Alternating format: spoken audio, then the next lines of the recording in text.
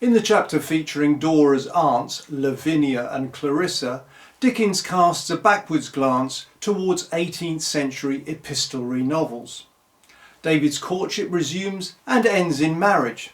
If you think that signals "and they all lived happily ever after," think again and read on. There are 3 characters in the novel with the initials J.M. Who are they?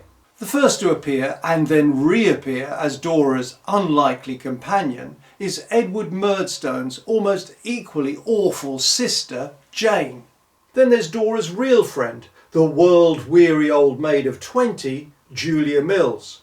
Finally, let's not forget that bad penny Jack Maldon, who's dispatched to India to get him out of harm's way, but returns to blight the domestic happiness of Dr. Strong and his young wife Annie.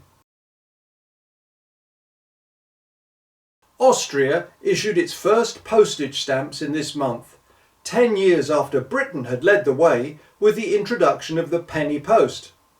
Can you believe that there were 5 postal deliveries every weekday in London during Dickens's adult life? And on the 1st of June, the first convict ship arrived in Fremantle, Western Australia, carrying 75 transported prisoners from Britain. At the same time, such human cargoes were being phased out in New South Wales and Victoria, with emigrants increasingly being encouraged to settle there voluntarily. On June the 6th, Dickens wrote a letter to the great scientist Michael Faraday, thanking him for the notes from his public lectures which he'd sent to Dickens, to be worked up into articles for household words. They describe in detail what happens when a candle burns and water boils. Everyday mysteries, the understanding of which was new and exciting to the average mid-Victorian. With summer 1850 approaching, the question arises where to go on holiday. The answer's to be found in the Copperfield Advertiser. This issue of which, by the way, was very badly printed, accounting for the nigh illegibility. However, struggling through the mess of printer's ink, you might like to rent a house in Ramsgate, a resort on the Kent coast, at half the going rate, not 100 but just 50 guineas a year.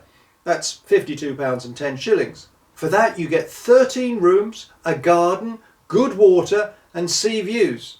Hurry up though, as Frith's painting of life at the seaside shows, after the advent of the direct railway link from London, everyone was flocking to Ramsgate Sands in the early 1850s. Of the many misnamings, renamings and nicknames of David, the most cloying of all is surely Dora's Dodie. The narrator himself refers to it as a corruption of David, which it most certainly is.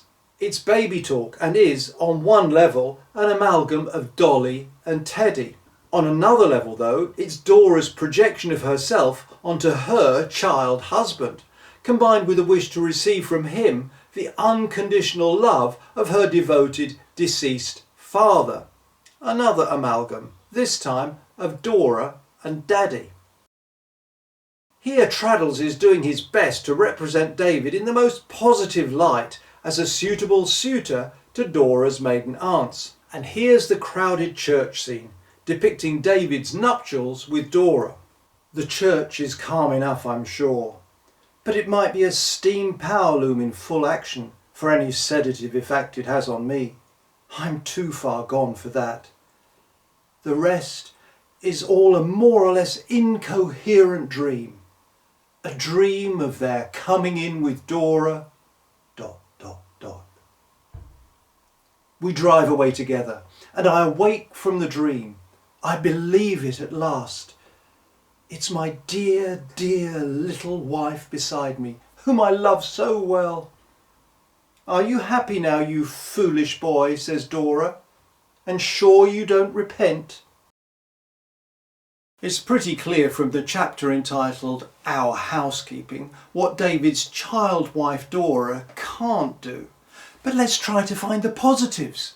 What are Dora's accomplishments? What can she do? Look, a lion! Roar!